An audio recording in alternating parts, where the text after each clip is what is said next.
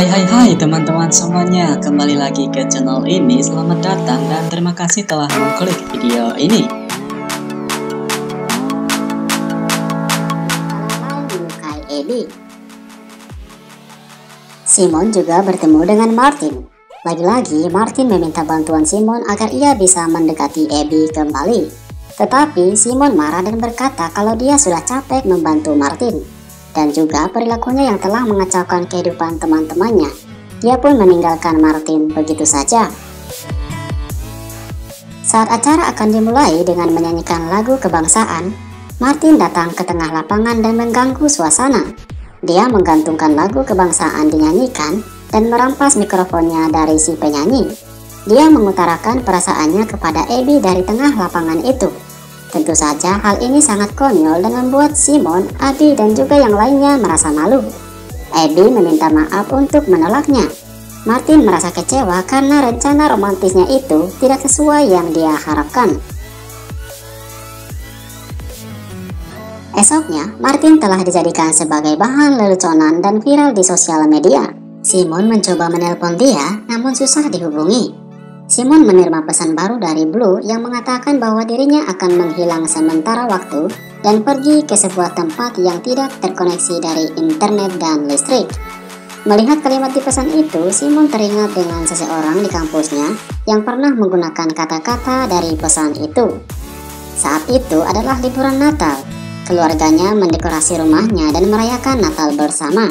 Simon terbayang-bayang dengan seseorang yang dikenalnya di kampus, yang dia curigai sebagai Blue. Tak lama, dia kembali menelpon Simon dan memberitahukannya untuk mengecek postingan di Crazy Thread. Dia kembali terkejut melihatnya. Ternyata, Martin telah membongkar semua rahasia atau percakapan Simon dengan Blue dan menyebarkannya lewat situs itu. Simon panik melihatnya, bahkan saudarinya Nora telah mengetahuinya. Simon membenarkan kepada adik perempuannya itu kalau dia adalah gay. Adiknya menangis dan langsung pergi. Simon menyempatkan waktu untuk menulis pesan kepada Blue, memberitahukan kalau percakapan rahasia mereka terbongkar. Simon menerima banyak pesan dari teman-temannya, tetapi ia mengabaikannya dan mulai stres akan masalahnya. Esok paginya, Simon dan keluarganya sedang asik membongkar hadiah Natal. Saat itu juga, Simon berterus terang mengatakan kepada orang tuanya bahwa dirinya adalah seorang gay. Kedua orang tuanya terkejut dan kurang percaya mendengarkannya. Ayahnya terlihat marah dan langsung pergi meninggalkan dia. Sedangkan ibunya masih terdiam, terlihat sedih menatapi Simon. Saat itu juga, keluarga mereka tidak terlihat harmonis lagi. Sehabis libur Natal dan Tahun Baru, seperti biasanya, Simon kembali menjemput sahabatnya pergi ke sekolah. Namun kali ini berbeda karena sahabatnya itu tidak senang melihatnya datang. Mereka marah kepada Simon karena kebohongan yang selama ini ia perbuat. Nick dan Abby telah berpacaran.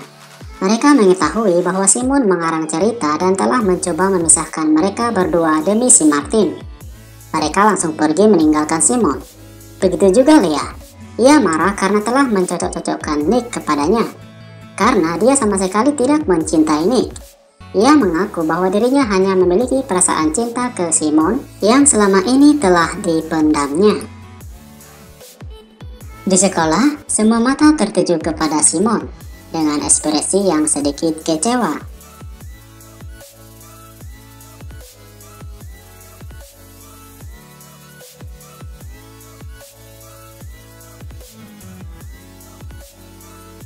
Simon menjadi bahan pembicaraan di kampusnya. Teman akrabnya juga mendiami dia. Simon dipermalukan oleh dua orang siswa lainnya dan mengejeknya di depan banyak orang. Namun kedua siswa itu berhasil ditegur oleh seorang guru dan menyuruh mereka minta maaf kepada Simon dan juga Ethan, anak gay lainnya. Martin datang untuk meminta maaf kepada Simon. Tetapi Simon tidak menerima maafnya itu. Dia marah kepada Martin karena telah ikut campur terhadap urusan pribadinya dan menghancurkan kehidupannya. Simon menerima balasan dari Blue yang mengatakan bahwa dia telah melihat apa yang terjadi. Dia juga mengetahui kalau Simon adalah Jack. Blue meminta sudah akan hubungan mereka. Simon memohon agar Blue tidak meninggalkannya begitu saja. Namun pesan itu gagal dibalasnya karena Blue telah menghapus emailnya secara permanen. Simon makin merasa hancur. Kembali ke sekolah, Simon melihat seorang siswa yang diduganya adalah Blue. Dia datang menemuinya dan langsung menanyakannya apakah dia si Blue. Namun anak itu menjawab tidak. Sepulang sekolah, Simon diberi nasihat oleh ibunya dan memberikan dukungan. Sang ibu tetap menerimanya tanpa ada rasa kasih sayang yang berbeda dari sebelumnya. Setelah itu, ia menemui Leah dan minta maaf kepadanya. Mereka berdua rukun kembali, berjalan bersama sambil bercerita tentang Blue. Saat Simon kembali ke rumah, sang ayah memanggilnya dan membicarakan tentang identitas gay anaknya itu. Ia kembali menerima anaknya itu dan juga bangga kepadanya. Sang ayah menangis dan memeluk Simon. Dia juga bercanda untuk membuat akun di aplikasi Grindr bersama Simon. Keluarganya kembali akrab seperti dulu. Tak lama, Simon akhirnya memposting sebuah status lewat Greek Secret yang mengakui dirinya sebagai gay. Semua orang di kampusnya melihat dan membaca postingan itu, baik temannya, gurunya, dan juga si Blue. Jadi siapa sebenarnya si Blue? Di postingan itu juga Simon meminta Blue untuk memperlihatkan dirinya di sebuah tempat yang mereka sudah ketahui.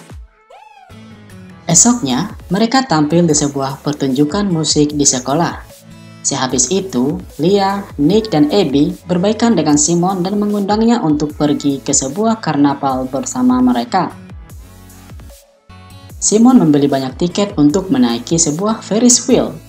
Dia menunggu kedatangan Blue di sana dan teman-temannya menyemangati dia. Simon tidak melihat tanda-tanda kedatangan Blue dan ia telah kehabisan tiket. Tiba-tiba Martin muncul dan mengakui dirinya Blue. Tapi bohong, dia hanya bercanda. Dia menebus kesalahannya dan membelikan tiket untuk Simon. Tak lama, Bram datang dan meminta duduk di sampingnya Simon. Di sana, Bram mengakui bahwa dirinya adalah Blue. Simon agak bingung kepada Bram karena ia sempat melihatnya dengan wanita di kamarnya. Tetapi Bram menjelaskan kalau waktu itu dia sedang mabuk berat.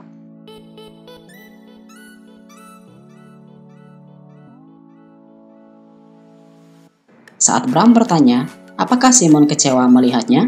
Simon menjawab tidak sama sekali. Jax dan Blue atau Simon dan Bram akhirnya bertemu dan menerima satu sama lainnya. Mereka pun berciuman di atas Ferris wheel itu. Teman-teman mereka kembali memberi teriakan.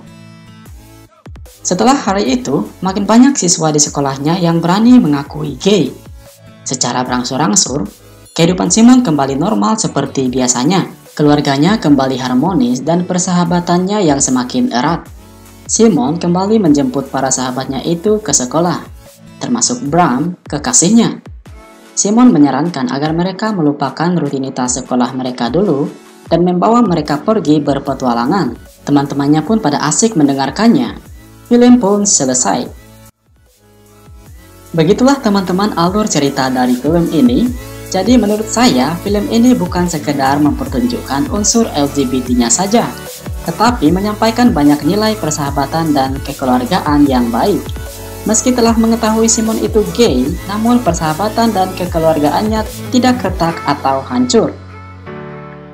Sekian dulu teman-teman pembahasan dari film ini, semoga bermanfaat dan saya harap teman-teman semua menyukainya.